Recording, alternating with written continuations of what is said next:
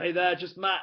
Just another quick video in response to a common question, actually. This is not a specific question from one person, but this is a question I get from quite a few, and it is, what is the best type of exercise to do, or what's the most effective exercise to do to lose body fat?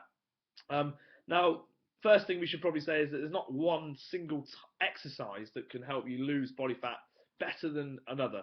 There are certain exercises which use more muscle groups, slightly more dynamic, therefore you use more energy.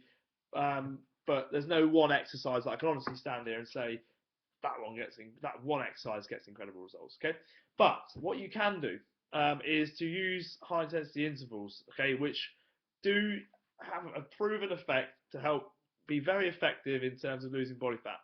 And what I will say is that if you're kind of well out of condition, you've not done anything for ages, and you know you're overweight and you're carrying a lot of weight on your joints, I suggest you start. And this is what we do with all of our sort of 6 week programs now. Is we kickstart programs. We use mobility for the first couple of weeks to help intervals of mobility exercise to help get people moving better. That way, then they can move better. They can do exercise in a fuller range of movement. They then get better results when it comes to doing the high intensity intervals later in the program. So my advice is, if you're well out of condition, you need to start with some physical activity. So some walking, some swimming, some cycling, those kind of things. Nice and easy. Minimum of say 10 to 15 minutes in the morning, and perhaps again in the evening if you've got time as well. But definitely get the day started with that.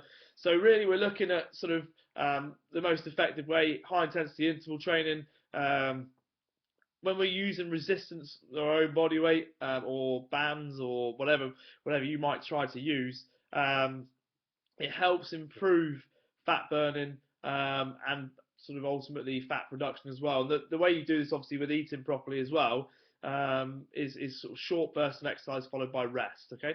At Laval University, they discovered that high intensity interval subjects' muscle fibers actually have significantly higher fat burning than those just in a steady state.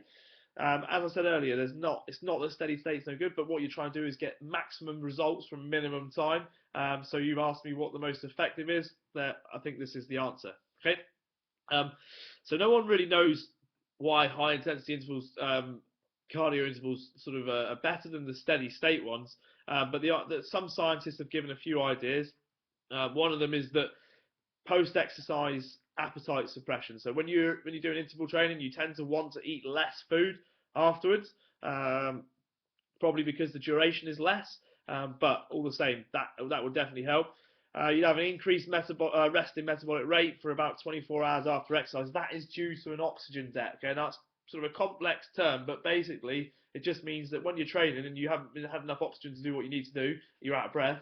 You then have to repay that. That is energy used after training. Okay, so if you're just going along nice and steady, you can always talk. You're not going to get the same oxygen payback after training as you do if you're actually training really hard and you're getting out of breath, and therefore you're having to pay that oxygen back after training.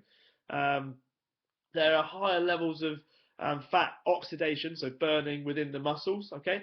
Um, Also, there are significant spikes in growth hormone, which aid fat loss. Okay. And chemicals in the body which directly affect mobilization of fats. Okay. So um, it's probably worth noting as well. So on another thing as well, if you're going to do the high intensity intervals, they need to be at a high percentage of your maximum. Okay, so anybody can do interval training and anybody can do high intensity. It doesn't need to be, all singing, all dancing, front flips and back flips. It needs to be your 80 to 90 to 100% of your maximum. That is high intensity. Okay. Um, so you need to go 100% really when you're doing right up near 100% when you're doing these intervals to get the best results. So hopefully that helps you in terms of your high intensity intervals and what the best sort of exercise is to do most efficiently to get great results. And we use this style of training, and I didn't invent it to get great results. Okay.